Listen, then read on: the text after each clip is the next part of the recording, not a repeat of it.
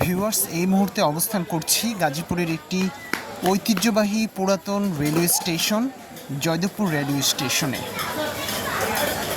স্টেশনটিতে বেশ কিছু মানুষ দেখা যাচ্ছে ট্রেনের অপেক্ষা করছে।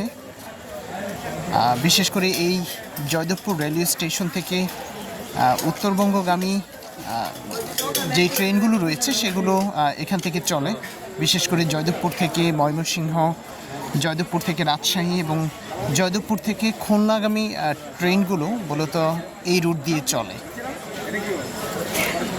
বাংলাদেশে যে কয়টি পুরাতন রেলওয়ে জংশন রয়েছে তার মধ্যে অন্যতম হচ্ছে গাজীপুরের এই জয়দেবপুর রেলওয়ে জংশন, যেখানটায় আন্তনগর এবং লোকাল অনেকগুলো ট্রেনই প্রতিনিয়ত থেমে থাকে। বিশেষ করে গাজীপুর হচ্ছে একটি শিল্প অধ্যুষিত এলাকা। এখান থেকে প্রতিদিন অসংখ্য মানুষ দেশের বিভিন্ন গন্তব্যে তারা চলে যায়, আবার এখানে আসে।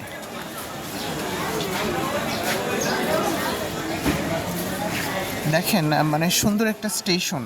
আমরা কত মানুষ এই যে স্টেশনে ময়লা ফেলে রাখছি। আসলে এই সুন্দর পরিবেশ নষ্টর জন্য আমরা নিজেরাই দায়ী।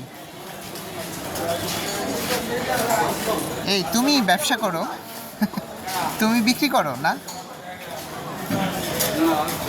না, তুমি পড়াশোনা করো না? পড়াশোনা ছেড়ে দিয়েছো?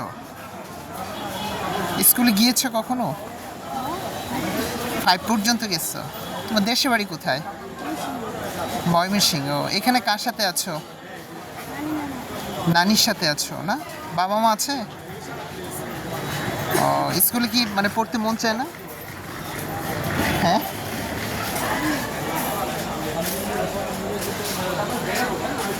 ছোট্ট একটি বাচ্চার সাথে কথা বলছিলাম। সামনে হচ্ছে টিকিট কাটার লাইন।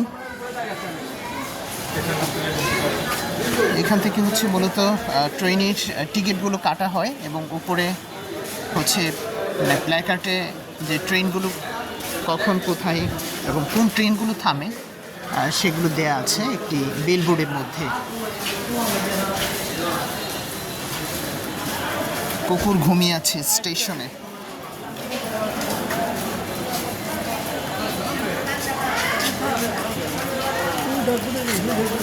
আমিও অনেকক্ষণ ধরে অপেক্ষা করছি স্টেশনটিতে ট্রেনের জন্য। ঢাকা যাব, একটু পরেই হচ্ছে বলাকা ট্রেন এখানে এসে থামবে ময়মনসিংহের ওই দিক থেকে। এটি হচ্ছে বিশ্রামাগার,